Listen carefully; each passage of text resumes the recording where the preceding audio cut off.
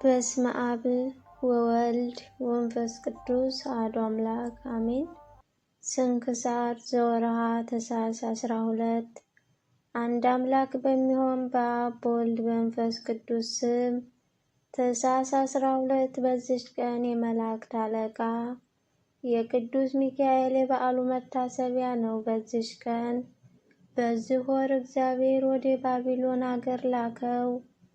የባቢሎን ንጉሥ ናቡከደነፆር ሦስቱን ልጆች አናንያን፣ አዛርያን፣ ሚሳኤልን ከእሳት ማንደጃ ውስጥ በጣላቸው ጊዜ አራተኛ ገጽ ሆኖ ታየ። የእሳቱ ነበልባል 49 ክንድ ያህል ወደ ላይ ከፍ ከፍ አለ። የጨመራቸውን ሰዎችና እሳት የሚያነዱትን አቃጠላቸው። ይህም የከበረ መልአክ ሚካኤል የእሳቱን ነበልባል በበትሩ መትቶ ከ3 ደቂቅ ላይ አጥፍቶ አዳናቸው። ምንም አልነካቸውም፣ እንደ ቀዘቀዘ እንደ ጧት ጤዛ አድርጎታልና። በዛን ጊዜ አባቶቻችን ፈጣሪ እግዚአብሔር ይክበር ይመስገን እያሉ 6 ቃላትን ተናገሩ። በዚህም ከ600 ዓመት በኋላ ክርስቶስ እንደሚወለድ ትንቢት ተናገሩ። ከዚህም በኋላ የጌታ እግዚአብሔር ሥራዎቹ ሁሉ ያመሰግኑታል፣ እርሱ ለዘላለም ምስጉን ልዑል ነው እያሉ 33 ጊዜ ያመሰገኑት።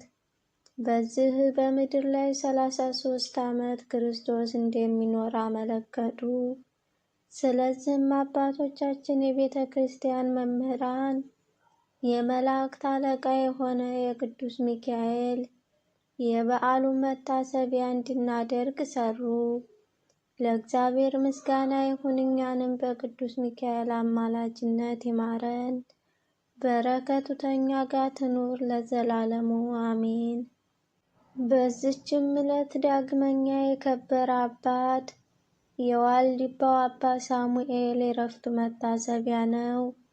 ለዚህ ቅዱስ የአባቱ ስም እስጢፋኖስ የእናቱ ስም አመተ ማርያም ነው። እነርሱም በዘመድ የከበሩ ደጎች ናቸው። በአክሱም ምድር ወለዱት። ባደገም ጊዜ የቤተ ክርስቲያን መጻሕፍት አስተማሩት። አባቱና እናቱም በሞቱ ጊዜ ወደ ደብረ በንኩል ገዳም ወደ አባ ድኃኒ ሂዶ የምንኩስና ልብስ ለብሶ በጾምና በጸሎት እየተጋደለ ኖረ። ፈጽሞ ከሻገተ ጎመን በቀር አይበላም። የሚጠጣውም ውሃ ነው። እህል በመፍጨትና ውሃ በመቅዳት ሥራ መነኮሳቱን ይረዳቸው ነበር። ዘመዶቹም ወደ እርሱ እየመጡ ባስቸገሩት ጊዜ ወደ ሌላ ቦታ ሂዶ እግሮቹ እስኪያብጡ ድረስ በጾም በስግደት በመቆም ተጋደለ። ከዛም ወደ ሌላ በረሃ ሂዶ 40 መዓልት 40 ሌሊት ምንም ሳይቀምስ ኖረ። አንበሶችና ነብሮች የሚያስፈሩም አራዊት ሁሉ ወደ እርሱ በመምጣት ይሰግዱለታል፣ የእግሮቹን ትቢያ ይልሱ ነበር። በአንዲት ዕለትም በጎዳና ሲጓዝ ታላቅ ወንዝን ውሃው መልቶ አገኘ። መጽሐፍንና እሳትም ከእርሱ ጋር ነበር። ጸሎትንም አድርጎ ወደ ውሃው ገባ። ውሃውም ዋጠውና ወደ ታች አወረደው። በእግዚአብሔር ኃይል ወደ ማዶ በጣለው ጊዜ መጽሐፉ ሳይደመሰስ እሳቱም ሳይጠፋ አገኘው። ሰይጣንም በሚያስፈሩ አራዊት እየተመሰለ ይፈታተነው ነበር። እርሱ ግን ፈጣሪውን በመታመን ልቡ የታሰረና የጸና ስለሆነ አይፈራም። እርሱም ሲጸልይ ክብር ይግባውና ጌታችን ኢየሱስ ክርስቶስ ወደ እርሱ መጣ። በምራቁም መላ ሕዋሳቱን ቀብቶ ኃይልን አሳደረበት። ከዛች ዕለት ጀምሮ እግሮቹን የሚያስር ሆነ። ማቅንም ለብሶ በየሌሊቱ ሁሉ ከውሃ ውስጥ በመግባት የዳዊትን መዝሙር 5 ጊዜ ያደርሳል። ቁጥር በሌለውም ግርፋት ጀርባውን ይገርፍ ነበር። አንበሶችም በበዓቱ አጠገብ ይሰማራሉ። እርሱም አካላቸውን ይሰፍራል፣ ይለካል። ቁስላቸውንም በጥቶ እሾህና አሜኬላ ያወጣላቸዋል። ከዚህም በኋላ ብዙ ደቀ መዛሙርት ወደ እርሱ ተሰበሰቡ። በተጋድሎም ተጠምዶ ከእርሳቸውም የመጀመሪያው አባ ዘሩፋኤል ነው። በአንዲት ዕለት በገዳመ ለጋስ ከሚኖር ከአባ ገብረ መስቀል ጋር ተገናኘ። ከዚህም በፊት አልተያዩም ነበር። የእግዚአብሔርንም ገናነት ሲጫወቱ ዋሉ። በራት ጊዜም ጸሎትን ሲያደርጉ የተዘጋጀ ማዕድ ወርዶላቸው ተመግበው እግዚአብሔርን አመሰገኑ። ከዛም በኋላ በአንዲት ዕለት ከአንድ ገዳማዊ ጋር ተገናኘ። እግዚአብሔርም ያደረገላቸውን ምስጢር በሚነጋገሩ ጊዜ አባታችን ሳሙኤል እንዲህ አለ። እነሆ እኔ በአርያም ቁሜ ከ24ቱ ካህናት ሰማይ ጋር የአምላክን መንበር ሳጥን 12 ዓመት ሆነኝ። ለመቀደስም በሚገባ ጊዜ ህብስትና ወይንን የተመላ ጽዋ ይወርድለታል። የእመቤታችን የቅድስት ድንግል ማርያምን ውዳሴዋን ሲያነብ ክንዲህ ያህል ከምድር ወደ ላይ ከፍ ከፍ ይላል። እመቤታችን ማርያም ወደ እርሱ መጥታ የሚያበራ ዕንቁና ንጹሕ ዕጣንን ሰጠችው። ፍልሰቱም ሲቀርብ የመላእክት አለቃ ቅዱስ ሚካኤል በክንፎቹ ተሸክሞ አወጣው። የሰማያዊት ኢየሩሳሌምን ተድላዋን ሁሉ አሳየው። ወደ ልዑል እግዚአብሔር ዙፋንም ፊት አቅርቦት ስሙን ለሚጠራ መታሰቢያውን ለሚያደርግ ቃል ኪዳን ተቀበለ። ወደ በዓቱ ሲመለስ ለደቀ መዛሙርቱ ነገራቸው። ከዚህም በኋላ በሰላም በፍቅር አረፈ። ለእግዚአብሔር ምስጋና ይሁን፣ እኛንም በዚህ ቅዱስ አባት ጸሎት ይማረን፣ በረከቱ ከእኛ ጋር ትኑር ለዘላለሙ አሜን። በዚችም ቀን የቅዱሳን ኤጲስቆጶሳት፣ የቀሳውስትና የዲያቆናት የአንድነት ስብሰባ በሮም ከተማ ሆነ። ይህም የሆነው ከሃዲው ዳኪዎስ በነገሰ በመጀመሪያው ዓመት በሮም ሊቀ ጳጳሳት በቀርኔሌዎስ የሹመት ዘመን ነው። በእስክንድርያ ሊቀ ጳጳስ በዲዮናስዮስ ዘመን በላዲዮስም በአንጾኪያ ሊቀ ጳጳስ ሆኖ ሳለ ግርማኖስም የኢየሩሳሌም ኤጲስቆጶስ ሆኖ ሳለ ነው። ይህ የሆነበት ምክንያት በስደት ጊዜ የካደ ቢኖር ወይም በዝሙት የወደቀ ወይም በየአይነቱ በሆነ ኃጢአት ቢሰናከል በንስሐ ሊቀበሉት አይገባም በማለቱ ስለ ቀሲስ ብናጥስ ነው። አባ ቀርኔዎስም ስለዚህ አንድ ጊዜ ዳግመኛም 3 ጊዜ ገሰጸው፣ መከረው፣ ግን አልሰማውም። ስለዚህም 30 ኤጲስቆጶሳትን መጻሕፍትን የተማሩ 18 ቀሳውስትና 40 ዲያቆናትን በእሱ ላይ ሰበሰበ። እነርሱም ስለዚህ ነገር ብናጥስ ቀሲስን ተከራከሩት። ቀሲስ ብናጥስም ምክንያት አድርጎ የተነሳው ሐዋርያው ጳውሎስ ለዕብራውያን ሰዎች በ6ኛው ምዕራፍ ጥምቀትን ከተቀበሉ በኋላ ከሰማይ የሚሰጥ ጸጋውን ከቀመሱ በኋላ በመንፈስ ቅዱስ አንድ ከሆኑ በኋላ አይቻልም፣ መልካሙንም የእግዚአብሔር ቃልና በኋላ የሚመጣውን የዓለምን ኃይል ካወቁ በኋላ ንስሐቸውን ሊያድሷት የእግዚአብሔርን ልጅ ሊሰቅሏቸው፣ ሊያዋርዷቸው፣ ዳግመኛም ሊወድቁ አይገባም ያለውን ኃይለ ቃል ምክንያት አድርጎ ነው። እኒህም አባቶች እንዲህ ብለው መለሱለት። ሐዋርያው ጳውሎስ ንስሐ ለሚገባ ሰው ይህንን አላለም።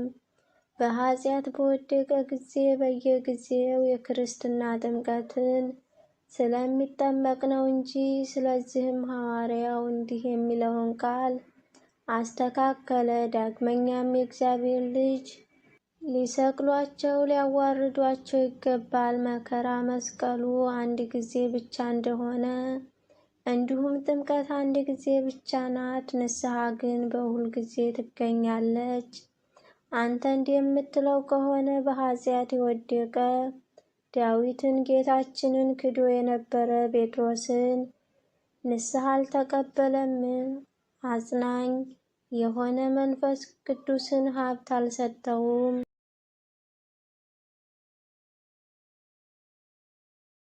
በምዕመናንስ ላይ በከንቱ ሹመውን በእጁ የሰራው ሁሉ የተጠመቀው የጠፋው ነው። አንተ እንደምትለው ይህ ስንፍና ድንቁርና ነው። ክብር ይግባውና ጌታችን ግን ሃይማኖቱን ለካደ ወይም በኃጢአት ለወደቀ ለሁሉም ንስሐ ሰጥቷል። ብናጥስ ሆይ ከዚህ ከረከሰና ከከፋ ምክርህ ተመለስ፣ ንስሐ ግባ። ለእግዚአብሔርም ለራስህና ለሰው ልጅ ሁሉ ጠላት አትሁን። እርሱ ግን ከክፉ ሐሳቡ ተመልሶ ትምህርታቸውን አልተቀበለም። አውግዘውም ከምዕመናን ለዩት፣ በትምህርቱ የሚያምኑትንም ሁሉ ለዩአቸው። ለእግዚአብሔር ምስጋና ይሁን፣ እኛንም በጸሎታቸው ይማረን፣ በረከታቸው እኛ ጋር ትሁን።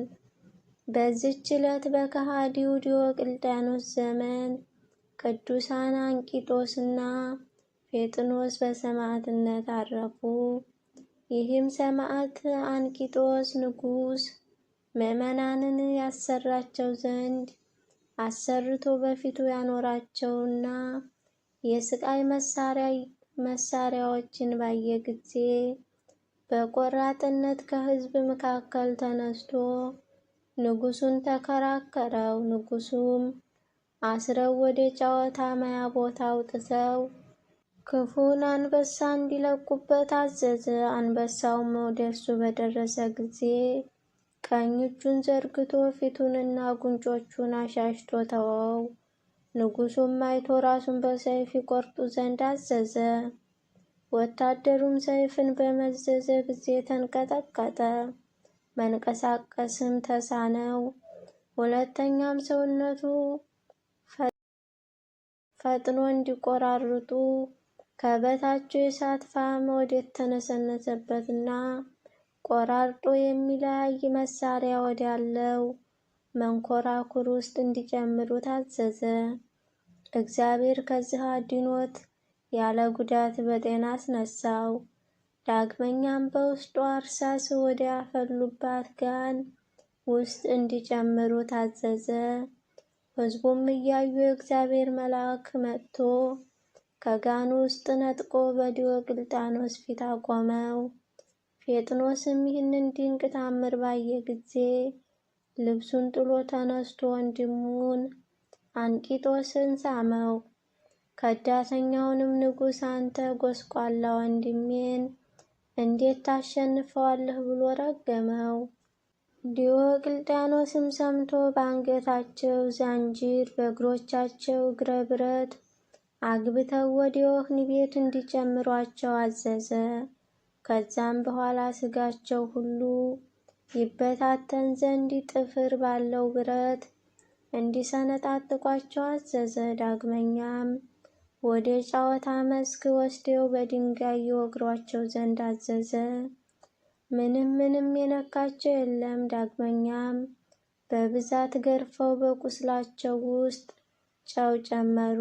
3 ቀንም ወደ አነደዱበት የውሽባ ቤት ማንደጃ ውስጥ ጨመሯቸው። እርሱም እንደ ቀዘቀዘ ጠል ሆነላቸው።